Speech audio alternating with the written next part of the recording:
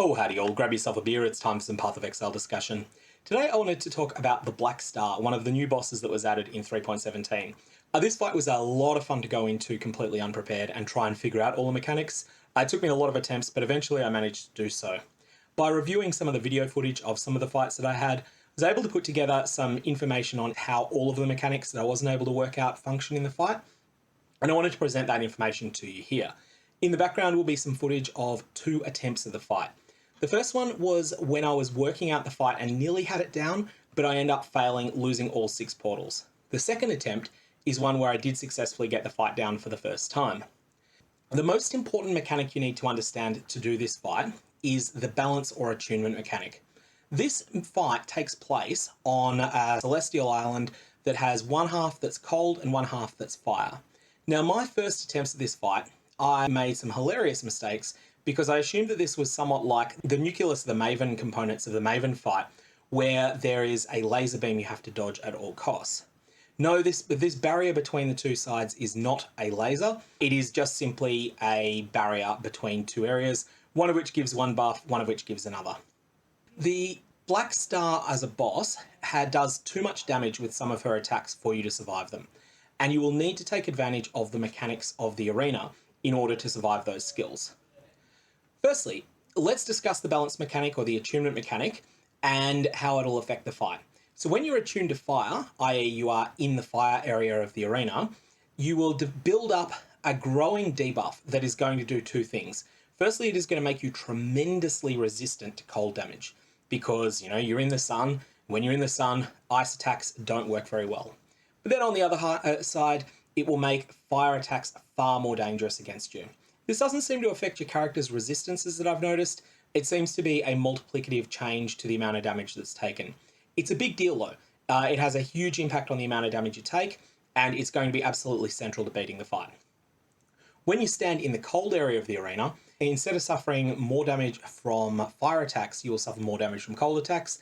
And instead of being resistant to cold attacks, you'll be resistant to fire attacks. So it's the exact opposite.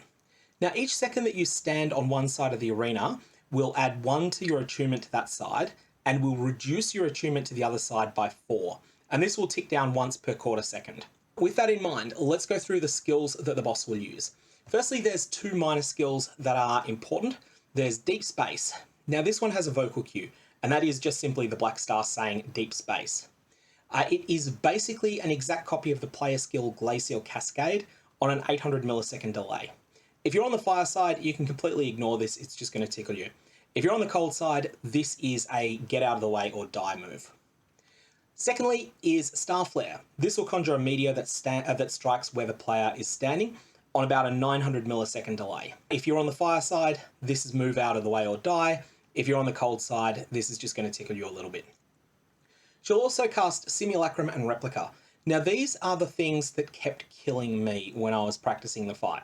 The Simulacrum and the Replica are 2 clones of herself that use very limited skill sets. This conjures a twin that uses a limited set of skills. It has about a 600 millisecond cast time, and then the twin will start attacking you. This twin will respawn if killed, or at least she will regain the ability to cast the Simulacrum or the Replica skill when that happens.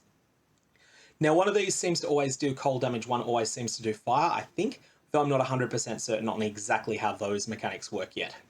The reason that these are so dangerous is that you will be paying attention to the Black Star's biggest attacks, the Astral Avalanche and the Solar Storm, and while you're dodging those mechanics very carefully, you'll end up getting donked on the head by one of these replicas, and it will do the damage that you have very carefully attuned to the opposite one of, and can potentially one-shot you. So that's a super dangerous mechanic. Okay, so let's talk about our major skills, Solar Storm and Astral Avalanche. Solar Storm is a deadly attack. The laser appears after 2.2 seconds from her starting to say the word Solar Storm. This starts damaging a little bit before it looks like it's going to. You'll only notice this if you run back your gameplay frame by frame, but it seems like it deals damage 2 frames before it actually is striking your character. This damage is unsurvivable if you've got a few stacks of the fire effect, but is very, very, very easily endured, even on a squishy character if you're attuned heavily to cold. So to give a bit of a sense as to how much damage this does, it strikes once per 100 milliseconds, so 10 times a second. If you have 4 stacks of fire and 1 of cold, it deals 300 damage per 10th of a second. And that assumes 76% fire resistance. It deals half that amount at 4 stacks of cold and 0 of fire, and it deals 1/3 that amount at 5 stacks of cold. I don't know the exact numbers on the cold and fire debuff, the game doesn't tell you, but that should give you a sense that these are a huge, huge factor in how much damage you're taking. Now, she also loves to use Deep Space immediately after finishing the Solar Storm, and given that you're probably finishing the Solar Storm heavily attuned to fire, this is an absolute one-shot mechanic that you need to be very aware of. I died a lot of times to Deep Space straight after Solar Storm when I was learning the fight. I'm like, oh, okay, she's finished her big laser, now I've got a time to do some DPS, and then before I actually do any significant damage, I get bonked on the head with a Deep Space Glacial Cascade. So you can't dodge the Solar Storm, you must endure it. Now, it looks like a damage over time effect. However, it appears to be a single hit every 1/10 of a second. It does trigger Ghost Shrouds, it does trigger cast when damage taken. I've not tested other mechanics. Now, Astral Avalanche is the other one, and you will have seen this a couple of times in the background. So this is a huge bullet hell move.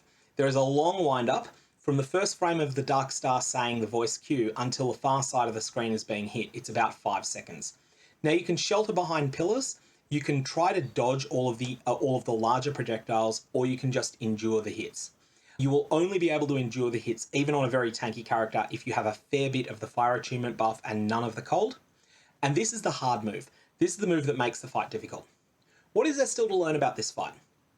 There are the pillars. The pillars are a mechanic that you can hide behind during the Astral Avalanche if you wish to, and I have definitely done that a fair bit in my attempts at the fight.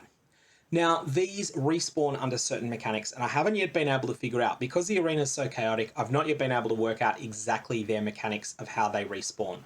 They are destroyed instantly if they're struck by the Solar Storm laser, and they do not provide any mitigation if you're standing behind them. So if you hide behind them, the pillar will die, but it will not shield you in any way.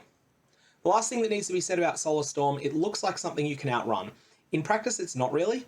You might be able to dance around the boss a little bit and maybe get 1 or 2 of the strikes to miss, but you'll only be able to do that, as far as I can tell, with instant move skills, and you'll only get one tick of 1/10 of a second that you'll be out of the damage before she's back on you again.